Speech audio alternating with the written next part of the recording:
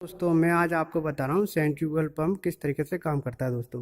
दोस्तों centrifugal pump एक ऐसी हाइड्रोलिक मशीन होती है जिसकी सहायता से लो लेवल पानी को हाई लेवल पानी में डिस्चार्ज किया जाता है, हाई प्रेशर पर डिस्चार्ज किया। इसमें जो फोर्स लगता है वो सेंट्रीफ्यूगल फोर्स से काम करता है। तो दोस्तों हमारे पास ये सेंट्रीफ्यूगल पंप टेस्टिंग रखी है, इसकी वजह से हम आप बच्चों को power input, shaft output, discharge, total head, pump efficiency, overall efficiency, बहुत सारी चीज़ें कैलकुलेशन करते हैं। तो इसको समझने से पहले मैं आपको इसको चालू भी करके बताऊंगा, इसके कौन कौन सी रीडिंग लेते हैं उस रीडिंग के बारे में भी बताऊंगा। इसके बाद इसके अंदर कौन कौन से पार्ट्स होते हैं उसके बारे में समझाऊंगा। तो एक हमारे पास कट सेक्शन मॉडल है, उसके बारे में आपको समझाता हूँ।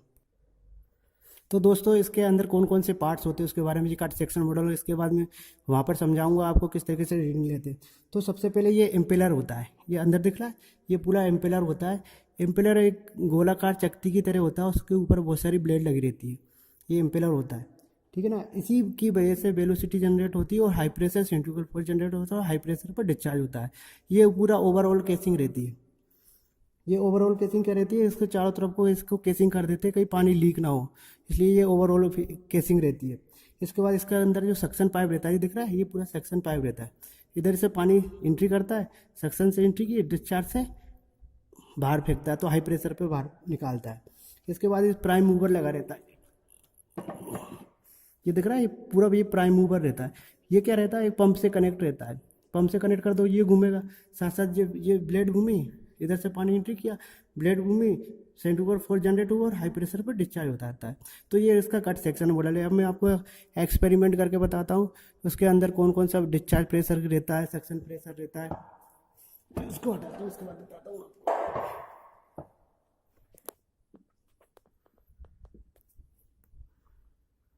तो सबसे पहले दोस्तों इसका एक टेबल बनाते हैं। सबसे पहले जब मोटर चलती है तो कितने आरपीएम पर चलती, तो आरपीएम मेजर कर लेंगे, वहाँ पर एक डिस्प्ले है, उससे आरपीएम मेजर होता है, ठीक है। इसके बाद उसके अंदर कौन कौन से पार्ट्स रहते हैं उसके बारे में मैं आपको जानकारी देता हूँ।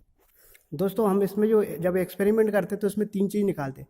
एक तो सिंगल स्टेज निकालते हैं, सिंगल स्टेज में जो एक मोटर चलती है, पानी उधर से आया, इस पंप से आया और सिंगल स्टेज में होते हुए पंप पानी डिस्चार्ज हो जाता है उस टैंक में। डबल स्टेज में क्या रहता है, दोनों मोटर एक साथ चलेगी और दोनों पंप एक साथ चलेंगे, तो दोनों पंप और दोनों एक साथ चलेंगे तो उनका एक जंक्शन रहता है, यहाँ पर इकट्ठा होगा पानी, इकट्ठा होने के बाद कितने प्रेशर पर डिस्चार्ज हो रहा है वो देखेंगे। इस तरीके से सीरीज रहती है। हमें 5 किलोमीटर दूर पानी ले जाना है, वो किस तरीके से ले जाएंगे, तो दोनों मोटर को, एक मोटर को चालू करेंगे, 2 किलोमीटर के बाद वहाँ पर जैसे ही पानी कम होता है वहाँ पर एक और पंप लगाएंगे। इस तरीके से हम कई किलोमीटर तक पानी को ले जा सकते हैं। जैसे बहुत सारा क्रूड ऑयल रहता है जो समुद्र से आता है, वो किस तरीके से आता है, वो सेंट्रीफ्यूगल पंप के द्वारा ही आता है। तो अब इसको चालू करने बताता हूँ। तो चालू करने से पहले इसके अंदर कौन कौन सी रीडिंग लेते हैं मैं आपको बताता हूँ। सबसे पहले 1 2 3 सीरियल नंबर रहता है, एन माने आरपीएम रहता है, कितने आरपीएम पर मोटर घूम रही है। इसके बाद डिस्चार्ज प्रेशर रहता है, ये डिस्चार्ज प्रेशर कितना प्रेशर है ये दिखाता है, डिस्चार्ज प्रेशर इधर रहता है।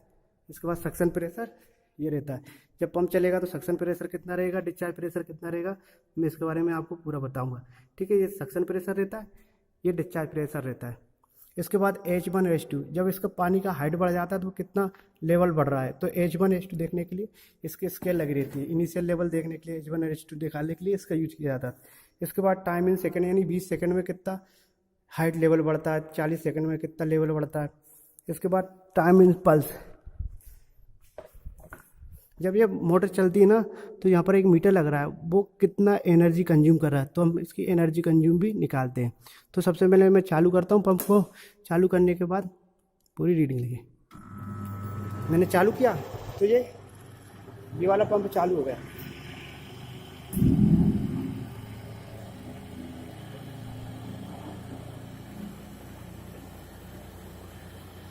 मैंने पंप को चालू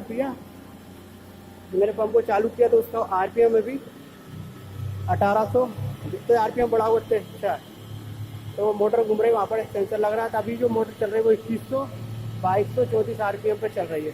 2234 आरपीएम हमने लिख लिया, आरपीएम कितना हुआ।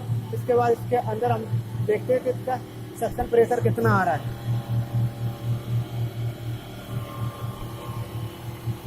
तो यहाँ पर सक्शन प्रेशर के अंदर देखो, ये सक्शन प्रेशर दिखा रहा है, ये फ्लैक्चुएट करता है। अब कितने प्रेशर पे तक हो रहा है, यानी ये सक्शन प्रेशर mmHg में देखते हैं, 300 mmHg में सक्शन हो रहा है।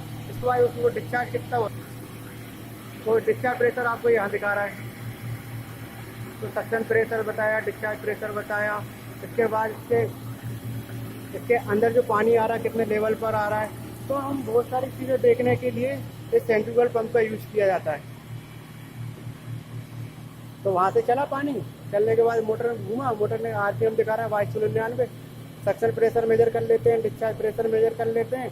इसके वजह से फिर हम इसका पावर इनपुट निकाल लेते हैं, शाफ्ट आउटपुट निकाल लेते हैं, डिस्चार्ज निकाल लेते हैं, टोटल हेड निकाल लेते हैं, पंप आउटपुट निकाल लेते हैं, ओवरऑल एफिशिएंसी निकाल लेते हैं। इस तरीके से इसका हम आराम से हर चीज़ का कैलकुलेशन करके हर चीज़ की एफिशिएंसी, पावर एफिशिएंसी सब चीज़ निकाल सकते हैं।